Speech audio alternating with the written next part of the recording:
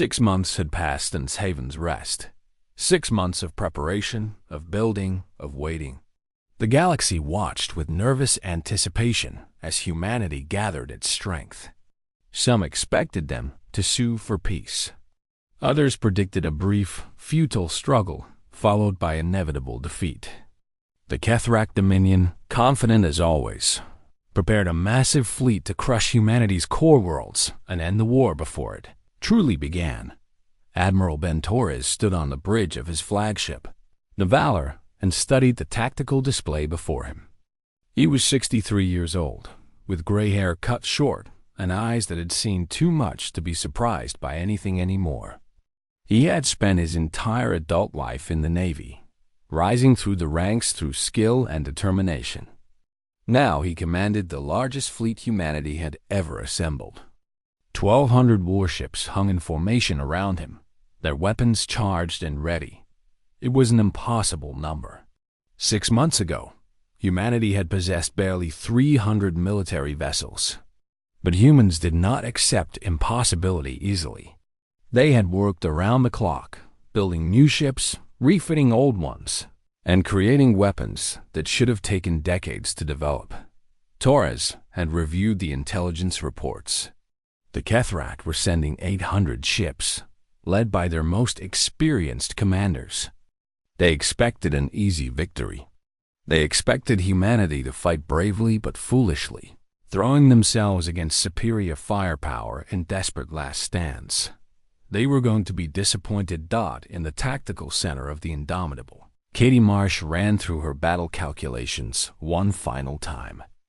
She had been promoted since the war began, now serving as the ship's senior tactical officer. Her captain trusted her judgment completely, and she intended to prove that trust was deserved. The plan was simple in concept, but complex in execution. Human ships were smaller and more agile than Kethrak vessels. Their weapons were newer, incorporating technologies they had reverse-engineered and improved from a dozen different species. And their crews were driven by something the Kethrak could not understand: the burning need for justice. All stations report ready, the communications officer announced. Katie checked her displays one more time. Weapons are hot. Targeting solutions locked. We're ready, Captain. The captain, a calm woman named Lisa Trent, nodded slowly. Then let's show them what we're made of. The Battle of Epsilon Ridge began at 0600 Galactic Standard Time. The Kethrak fleet emerged from hyperspace, expecting to find scattered human defenses and frightened crews. Instead, they found themselves facing a wall of steel and fire. The human fleet did not wait to be attacked.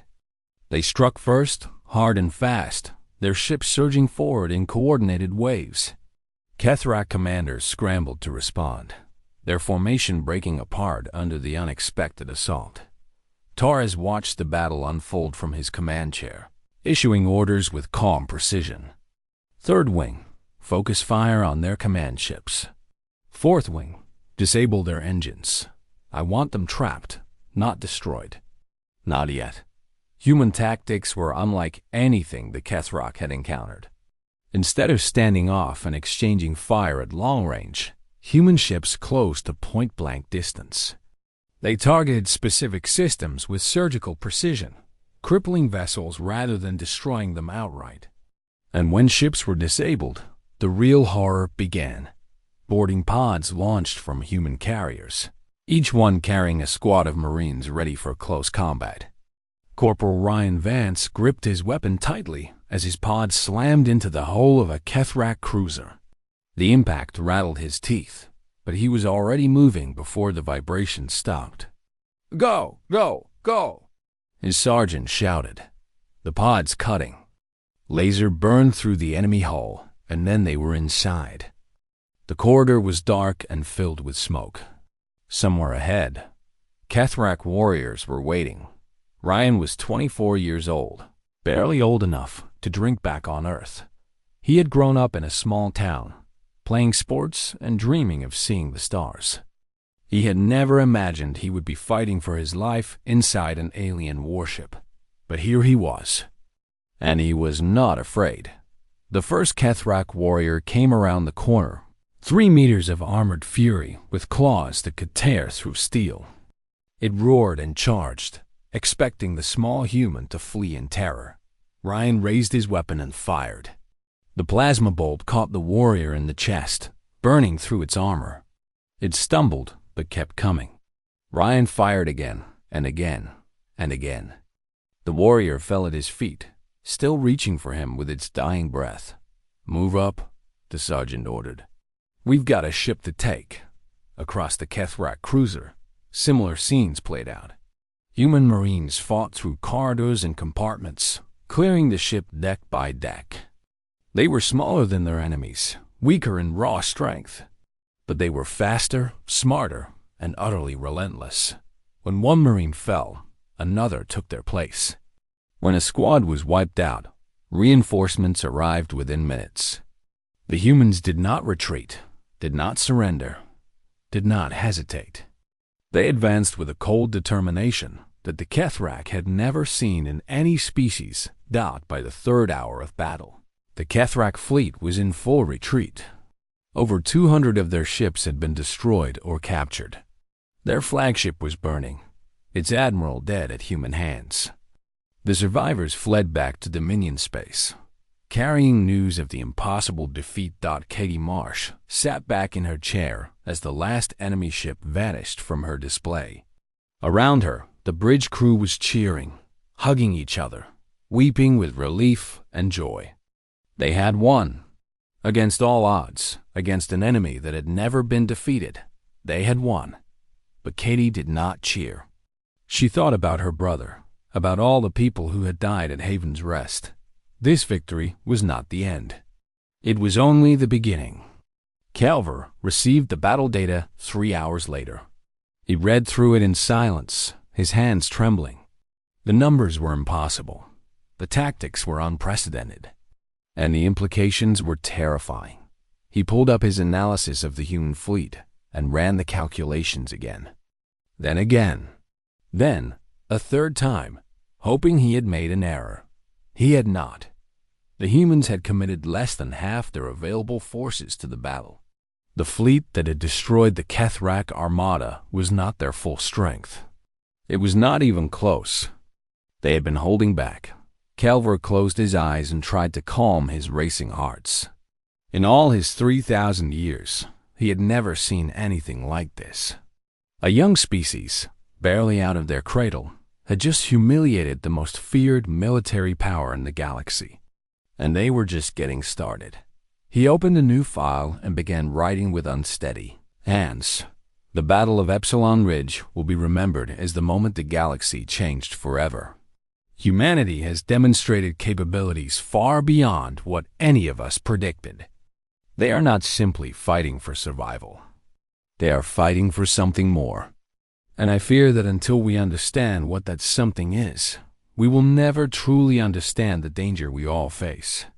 Outside his window, the stars continued to shine. But somehow, they seemed dimmer than before. Calver had watched civilizations rise and fall for 3,000 years. As a historian of the Varith Collective, it was his duty to observe, to record, and to predict.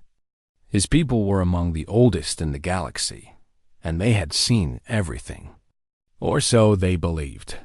He remembered the day humanity first appeared on the galactic stage. It was 200 years ago, when their primitive ships stumbled into faster-than-light travel almost by accident. The Council had laughed. These small, soft creatures from a tiny blue world were amusing at best. They lived such brief lives, barely a century if they were lucky. What could such mayflies ever accomplish? Calver had written in his records that day, "A new species has emerged. They call themselves humans. They are unremarkable in every way. Short-lived, physically weak, emotionally unstable. They will likely destroy themselves within a few generations or be absorbed by a greater power.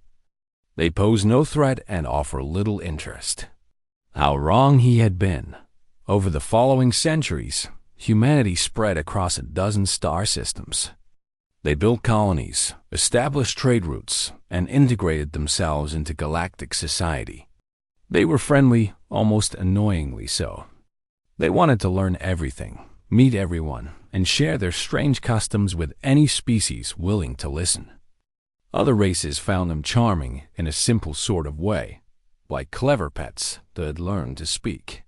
The Vareth tolerated them. The elder races ignored them, and the galaxy continued to turn. On a world called New Cascadia, far from the ancient powers and their politics, a man named Jake Holloway lived a quiet life. He had served 30 years in the United Earth Coalition Navy, rising to the rank of commander before retiring. Now he spent his days helping manage the colony's agricultural programs and his evenings sitting on his porch, watching the twin suns set over fields of golden wheat.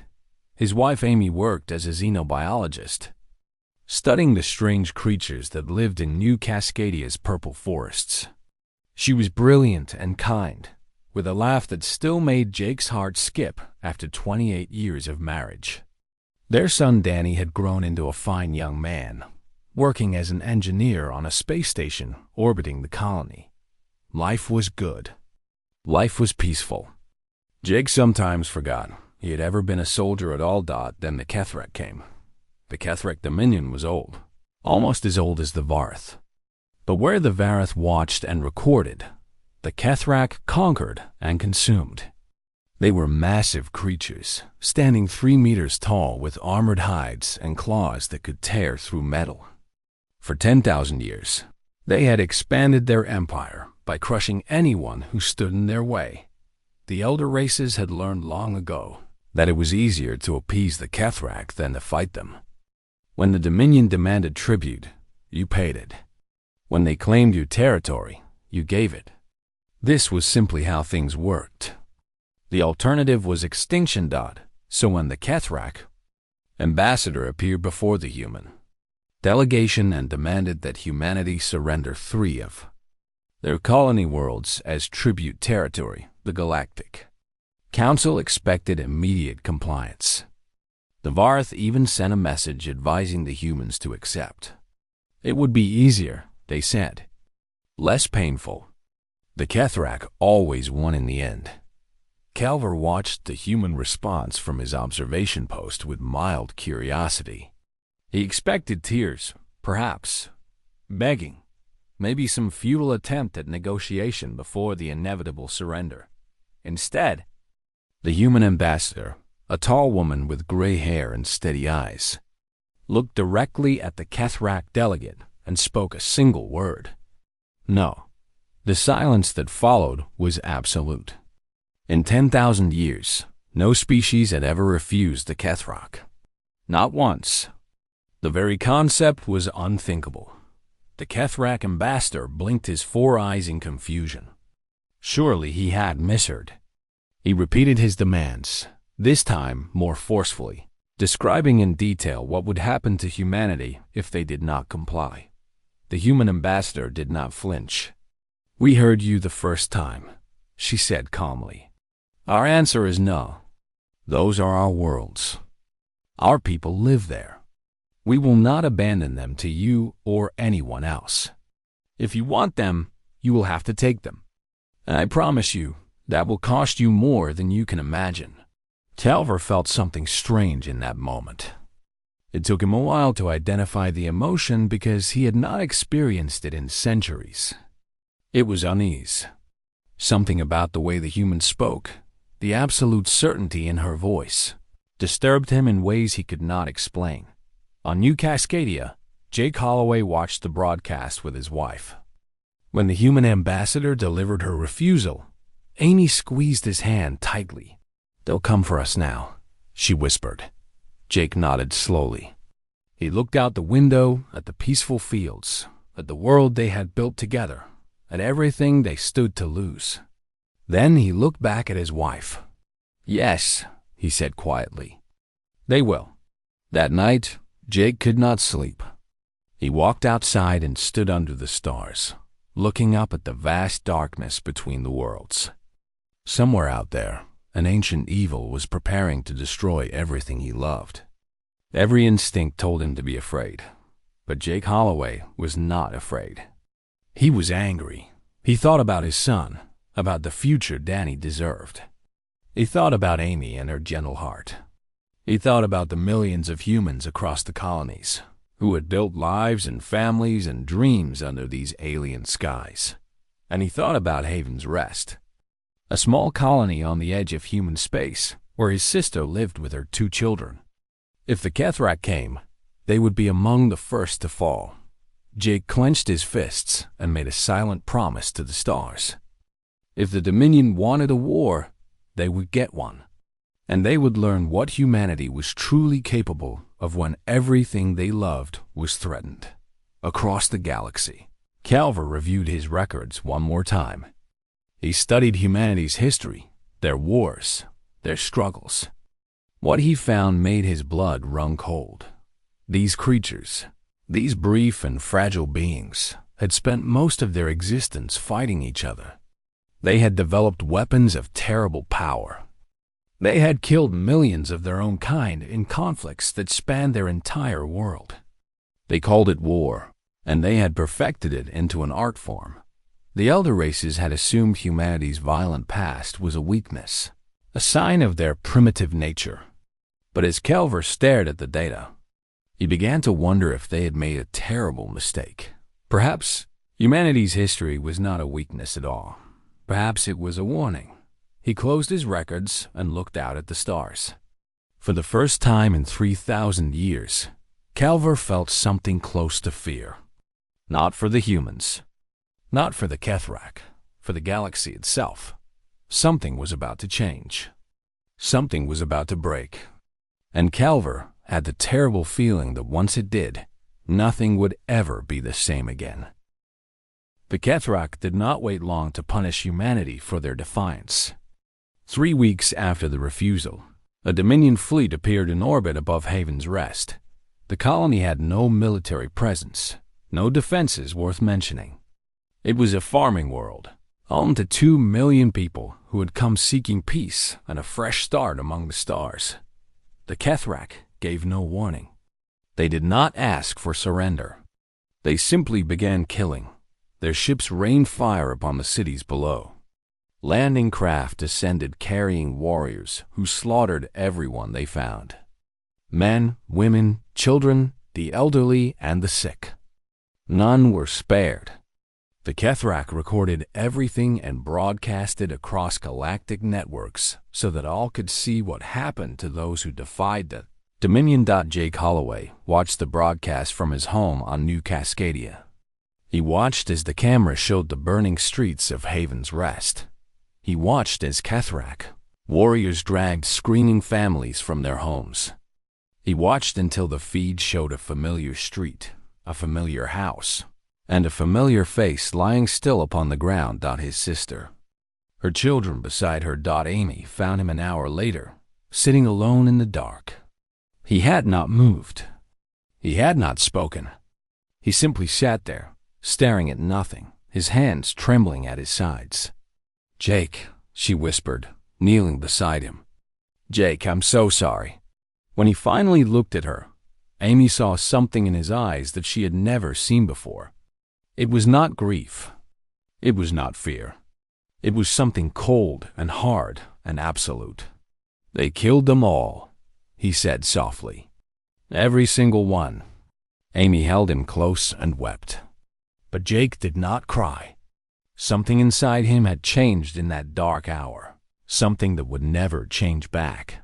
Across human space, the same scene played out in countless homes. Everyone had lost someone. Everyone had watched the slaughter. And in that shared moment of horror, something extraordinary happened. Humanity did not panic. There were no riots, no chaos, no fracturing of society. Instead, a strange calm descended upon the human worlds. It was the calm before a storm, the deep breath before a scream.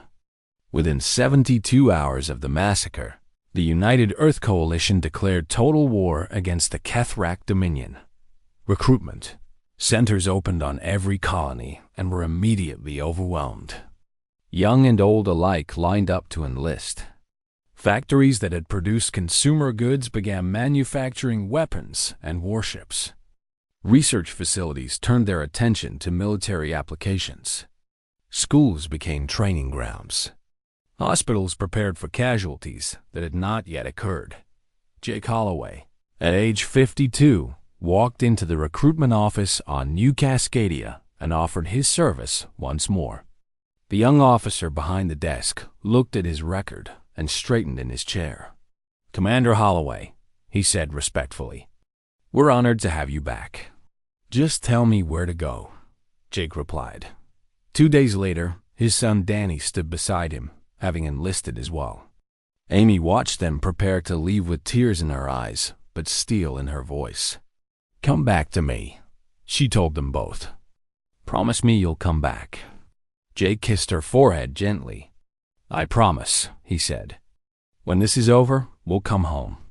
Aboard the carrier Indomitable, Lieutenant Commander Katie Marsh stood on the observation deck and stared out at the stars.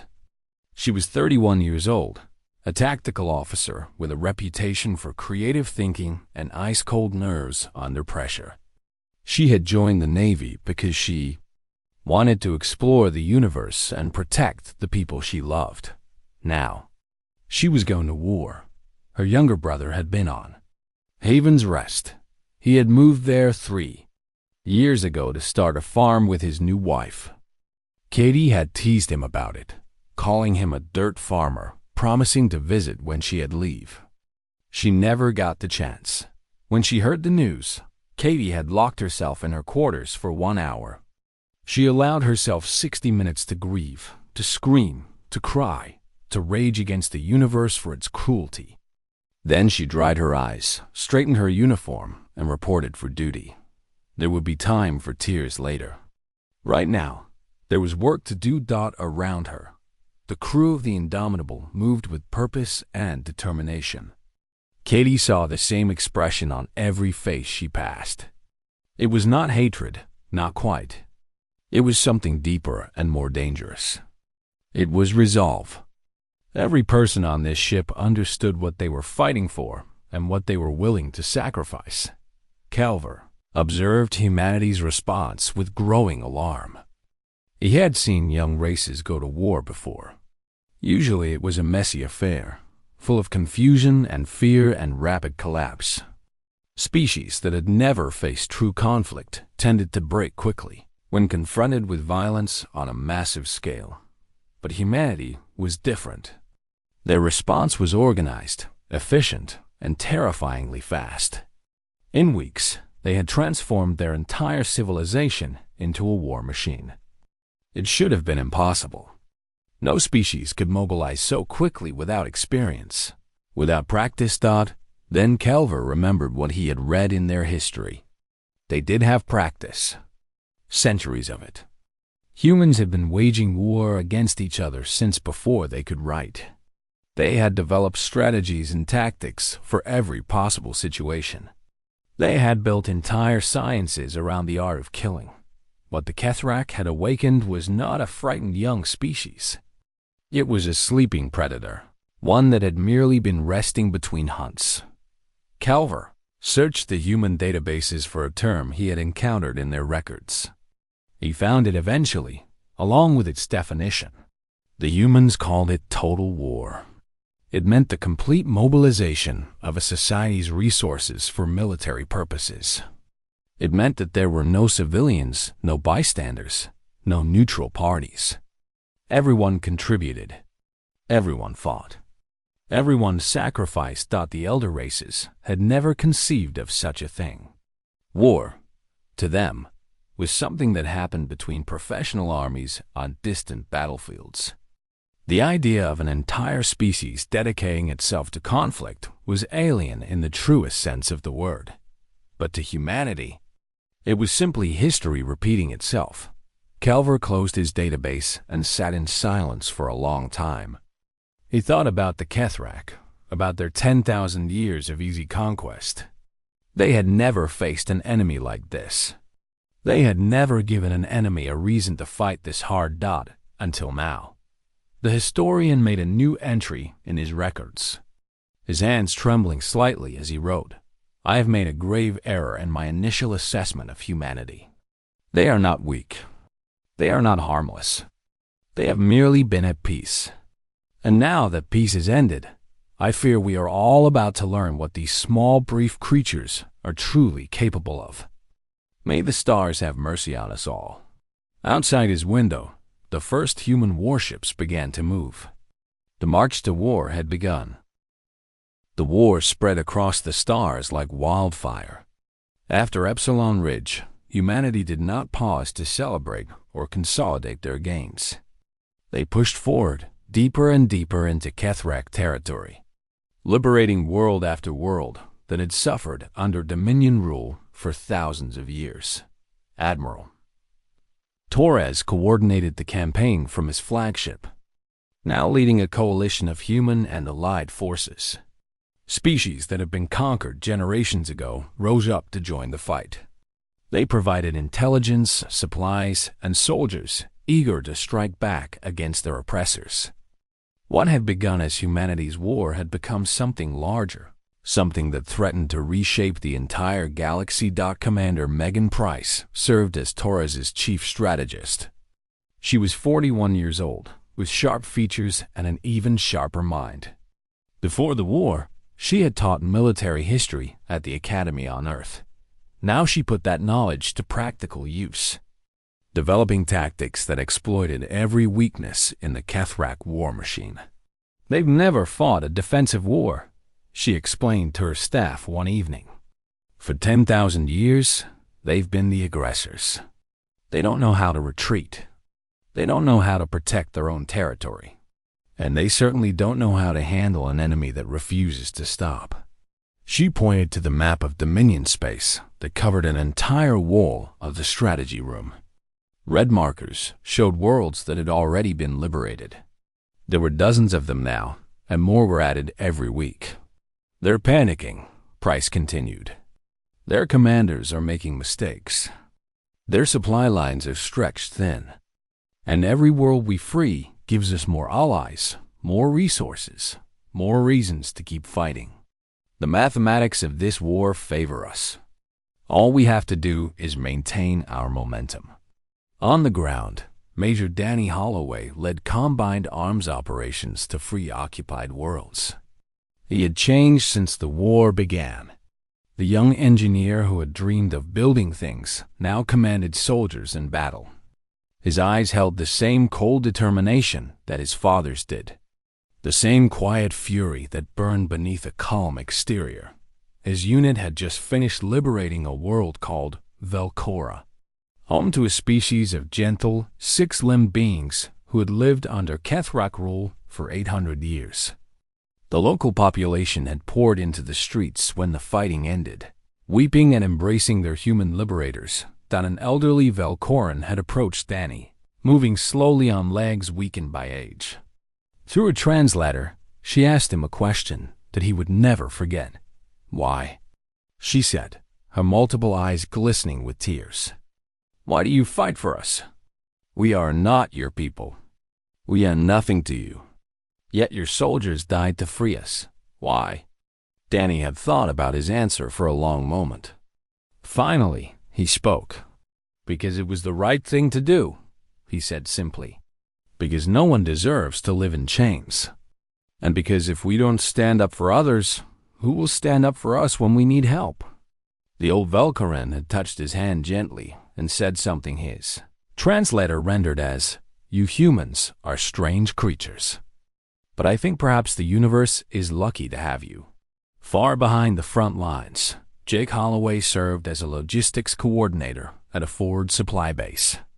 It was not a glamorous position, but it was vital. Armies needed food, ammunition, medical supplies, and 1,000 other things to keep fighting. Jake made sure those things arrived where they were needed, when they were needed. One evening, a transport ship arrived carrying wounded soldiers and, unexpectedly, his son. Danny had been given a brief leave after the Velcara campaign, and he had chosen to spend it visiting his father. They sat together in Jake's small quarters, sharing a meal and talking about home. Amy had sent a package with Danny, filled with dried fruits from her garden and letters written in her careful handwriting. Jake read them slowly, savoring every word. "She misses you," Danny said quietly. "She tries to hide it, but I can tell." Jake nodded, folding the letters carefully. "I miss her too. Every day. But we'll go home when this is over. We'll sit on that porch together and watch the sun set, just like before. Do you think it'll ever be like before?" Danny asked. Jake looked at his son, seeing the weariness in his eyes, the weight of everything he had seen and done. "No," he admitted. "It won't be the same. We won't be the same. But that doesn't mean it won't be good. Different isn't always bad, son. Sometimes different is just different." They talked late into the night about the war and the future and the people they had lost. When Danny finally left to return to his unit, Jake embraced him tightly and made him promise to be careful. "I'll try," Danny said with a small smile. "But you know how it is." "I know," Jake replied. "Just come back to us. That's all that matters." Meanwhile, Calver had made a decision that would change his life forever. He had petitioned the Varth Council to send him as an observer to human space. He needed to understand these creatures, to learn what drove them to fight with such ferocity and such compassion at the same time. His request was granted, and he traveled to Earth to meet with human leadership. There, he was introduced to Ambassador Nicole Gray, a woman in her 60s with silver hair and eyes that held both warmth and steel. They spoke for hours, walking through a garden filled with plants from a dozen worlds. Nicole explained human history, their wars, their struggles, their endless quest for something they called freedom. Calver listened carefully, trying to understand. "You asked why we didn't surrender," Nicole said eventually, pausing beside a fountain that sparkled in the sunlight. "Your council advised us to give in, to accept our losses and move on. Why do you think we refused?" Calver considered the question. Pride? Stubbornness? A refusal to accept reality? Nicole smiled sadly. "No, none of those things." She looked up at the sky, at the faint stars visible even in daylight. "We refused because we know something that your ancient species have forgotten. We know that there are things worth dying for. Our homes, our families, our freedom, the future of our children." She turned to face him directly. "We don't fight because we think we'll win. We fight because some things are worth losing everything for. We would rather die standing than live on our knees. And we will never, ever stop fighting as long as there is something left worth protecting." Calver felt something shift inside him, something fundamental. He had lived for 3,000 years and thought he understood the universe. But in that moment, listening to this brief creature speak of sacrifice and love and hope, he realized he understood nothing at all. Humans were not dangerous because of their weapons or their tactics. They were dangerous because they believed in something larger than themselves, and that belief made them unstoppable. "I think," Calver said slowly, "that we have all underestimated your species." Nicole smiled. "Yes," she agreed. "You have." The war had lasted 3 years. 3 years of blood and fire, of victories and losses, of countless lives sacrificed on battlefields across 1,000 stars. Now it was about to end, one way or another. Above the Kethrak homeworld of Keth Prime, Admiral Torres stood on the bridge of the Valor, looking out at the largest fleet ever assembled in galactic history. 3,000 warships from a dozen species hung in formation around him, their weapons ready, their crews determined. Across from them, the last Kethrak armada waited, defending their world with the desperation of those who knew they were fighting for survival. "Admiral," his communications officer said quietly, "we're receiving a transmission from the Dominion. Their Supreme Commander wishes to negotiate." Torres nodded slowly. "Put it through." The face that appeared on the screen was old for a Kethrak. Its scales faded and cracked, its eyes dimmed by age. But there was still pride in its bearing, still defiance in its voice. "Human," the Supreme Commander said, "I offer terms. We will surrender all conquered territories. We will release all slaves. We will pay whatever reparations you demand. In exchange, you will spare our homeworld and allow our species to survive." Torres considered the offer for a long moment. It was generous by any standard. The Kethrak had never offered terms to anyone before. The very act of negotiation was a humiliation they had not endured in 10,000 years. But Torres thought about Haven's Rest. He thought about the 2 million innocent people who had been slaughtered without warning or mercy. He thought about Jake Holloway's sister and their children, about Katie Marsh's brother, about all the families that had been destroyed because the Kethrak believed they could kill without consequence. "Your offer is partially acceptable," Torres replied calmly. "You will surrender all territories. You will release all slaves. You will pay reparations. And in addition, your leadership will face trial for crimes against sentient life. Those who ordered the massacre at Haven's Rest will answer for what they did." The Supreme Commander's eyes widened. "You dare demand our leaders? This is outrageous. No conqueror has ever imposed such terms." "Then no conqueror has ever had to answer for genocide," Torres said. "These are our terms. Accept them, or we will end this war our way. And I promise you, Commander, you will not enjoy our way." The transmission ended. 30 minutes later, the Kethrak fleet attacked. The Battle of Keth Prime was the largest engagement in galactic history. Thousands of ships clashed in the darkness above the Dominion homeworld, their weapons filling the void with light and fury. Both sides fought with everything they had, knowing that the outcome would determine the future of the galaxy. Katie Marsh, now a full commander with her own ship, coordinated strike teams that punched through the Kethrak defensive lines. Her vessel, the Resolute, led charge after charge into the enemy formation, her crew performing with the precision of soldiers who had been fighting together for 3 long years. "All teams, focus fire on their flagship," she ordered. "Take down their command structure and the rest will follow." Around her, her crew worked in perfect harmony. They had lost friends and family in this war. They had seen horrors that would haunt them forever. But they had also found something in the fire, something that bound them together more tightly than any peacetime bond ever could. They had found purpose on the ground. Danny Holloway led the assault on the Kethrak capital city. His Marines fought through streets and buildings, pushing ever closer to the command bunker where the Dominion leadership had taken shelter. The fighting was brutal, block by block, room by room, but the humans did not stop. They never stopped at the command bunker. Danny himself led the breaching team. They blasted through reinforced doors and fought past elite guards, taking casualties with every step. But they kept moving forward, kept fighting, kept believing that what they were doing mattered. When they finally reached the inner chamber, they found the Supreme Commander and his council waiting. The old Kethrak looked at Danny with something that might have been respect. "You have won," he said simply. "I did not think it was possible. I did not believe any species could defeat us." Danny looked at the ancient warrior, at the being who had ordered the deaths of millions.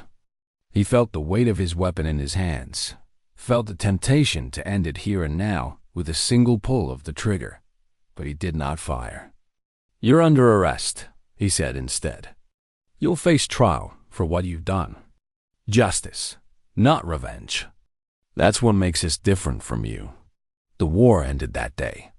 The Kethrak Dominion was dissolved, its leaders imprisoned, its military disbanded. But humanity did not destroy them. They did not exterminate the species that had caused them so much pain. Instead, they offered the Kethrak a chance to rebuild as a peaceful civilization. To learn a different way of existing. It was mercy. It was something the Kethrak had never shown anyone, and it confused the galaxy more than any battle ever had. Jake Holloway returned home to New Cascadia 3 months after the war ended. Amy was waiting for him on the porch, just as she had promised.